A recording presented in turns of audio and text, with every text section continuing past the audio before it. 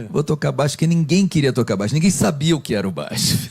E aí o instrumento em si? Porque era difícil encontrar um instrumento também no Brasil, né? Nossa, o meu primeiro instrumento foi um felpa coronado. Olha aí. E um amplificador que eu não tinha nem marca. Parecia um móvel. Uma coisa de palhinha na frente, assim. Sabe? Tá. Coisa... Mas meu pai e minha mãe se separaram e aí sobrou um quarto assim que a gente juntava e ensaiava lá em casa mesmo. Que bom. A gente Por esse lado. começou a ensaiar lá em casa e eu comecei a tocar baixo. Mas não era compositor, não. Eu queria era tocar rock and roll, mas eu também não tocava E bem. o que foram as primeiras coisas de rock and roll que te pegaram? O que tava rolando na época? Foi logo antes do punk, né? Então, assim, o que eu gostava ainda era Yes e Led Zeppelin. Que legal. Eram assim, as coisas que eu mais gostava. Deep Purple um pouco também. Mas eu gostava. Mas eu não conseguia tocar, aquelas coisas eram difíceis, né? Sim, opa. Muito difíceis. Quando veio o punk e aí o pós-punk, aí eu falei, agora eu tenho espaço aqui, já dá para fazer. Então, assim, apesar do Sting ser um ótimo baixista, as linhas dele eram simples. Uhum. E eu falei, eu gosto disso, vou inventar umas linhas. E foi a minha escola, assim. Já tinha o Paul McCartney, mas o Paul McCartney também era complicado, também era difícil. Sim, ainda mais de sacar, de entender, né? Porque exatamente. são linhas aparentemente simples, mas inteligentes. Muito né? inteligente. Já o pessoal punk, mas principalmente o Sting foi muito importante para mim nessa coisa de imaginar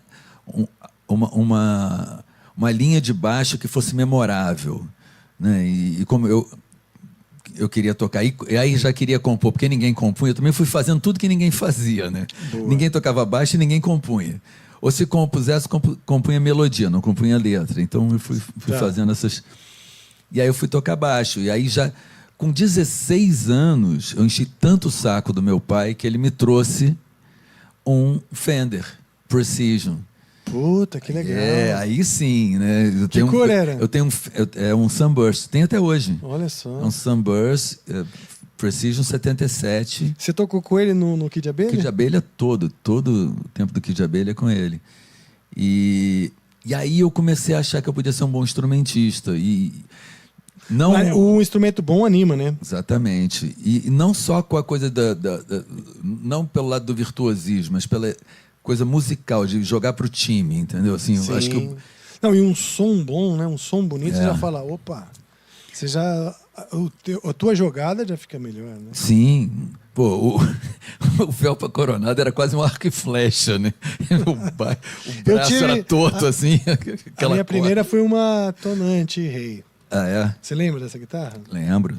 Também, nem sobrou, né? A maioria, você não vê por aí, porque a maioria virou lenha de fogueira, coisas do tipo. Vassoura. E era muito pesado o felpa coronado. É muito pesado. Era? Assim, muito mais pesado de qualquer outro baixo que eu já peguei. Parecia que ele era de chumbo, alguma coisa assim. Se alguma madeira brasileira... E o amplificador eu comprei na loja... Não tinha muita loja de instrumento nessa época, assim. E aí eu comprei na loja que era... Diziam que o dono era o seu Jorge Ladrão. Por quê? Porque ele cobrava caro por umas coisas vagabundas, né? Aí eu fui comprar um amplificador de baixo, peguei todo o dinheiro que eu tinha, juntei, pedi para mãe, tia, não sei o que, fui juntando e fui lá comprar. Aí eu falei, esse amplificador é bom aqui? Olha, volume ele não tem, mas tem muita presença. O que quer dizer isso, né? Depois eu entendi. Foi difícil se livrar dele. Ele ficava fazendo presença lá em casa.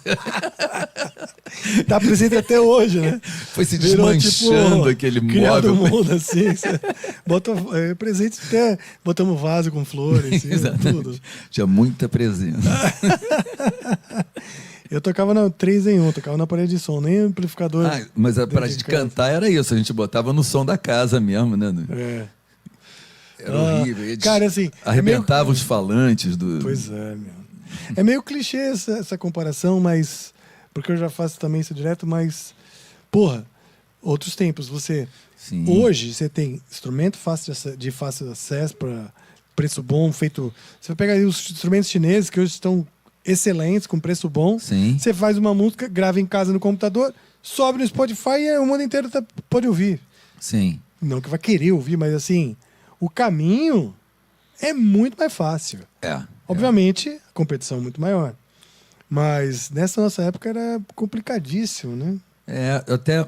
Eu fui dar uma entrevista agora nessa exposição do Cazuza que está rolando no Eldorado. Ah, sim, porque você fez músicas Sim. para ele ou com ele, Com né? ele, exatamente. E aí o Zeca Camargo que está fazendo as entrevistas. Ah, que legal. E ele vai fazer uma curadoria de uma exposição sobre o rock dos anos 80. E aí a gente estava conversando como é que era o começo. Né? Assim, a gente não tinha informação. Para ouvir uma banda. Ah, tem uma banda que dizem que é maravilhosa. Não tocava no rádio. Então você tinha que esperar alguém que fosse viajar para os Estados Unidos ou para a Inglaterra para trazer o disco, para você pegar sua fitinha cassete, copiar o disco. E revista também não tinha essa informação. Então tinha uma banca de jornal na Praça General Osório, em Ipanema, que vendia revista importada. Então você chegava de madrugada, você encontrava todas as bandas dos anos 80 ali comprando revista. Musician, e as revistas de guitarra, de baixo, não sei o quê. Tudo ali naquele lugar. O acesso à informação era muito complicado. Então mesmo. Isso já era o quê? 83? Exatamente. A partir de 80, 81, assim, eu comecei a conhecer algumas dessas pessoas, principalmente os Paralamas, foram os primeiros que eu conheci, fazendo prova para a Ordem dos Músicos. Olha, que legal. Molecões, então. A gente foi como Kid de Abelha, não tinha nem o guitarrista, o Bruno Fortunato, ainda nem era da banda, tinha um outro guitarrista. A gente foi fazer o teste junto, porque aí eu, como baixista, só precisava saber as minhas músicas, né? As músicas que a gente tocava e tudo mais, então a gente foi fazer junto. E a gente ficou lá horas esperando e só rolava samba e bossa nova, samba e bossa nova, samba e bossa nova, o tempo todo. De repente, a gente ouviu uma banda tocando The Police. E tocando bem. A gente tocava mal, eles tocavam bem. E aí a gente ficou na porta esperando eles sair, para dizer, a gente quer ser o amigo de vocês. A gente descobriu que a gente ouvia as mesmas coisas. Que legal. Talking Heads, você conhece Talking Heads, que legal. Pô, que legal. Foi muito legal, assim, mas isso foi começo dos anos 80, 80, 81, assim. E eles moravam perto, aí a gente descobriu, a gente marcava de se encontrar. E eu me lembro que a gente não tinha ainda um guitarrista definitivo e o Herbert tocava muito bem. E a gente ficava, será que a gente não rouba o Herbert?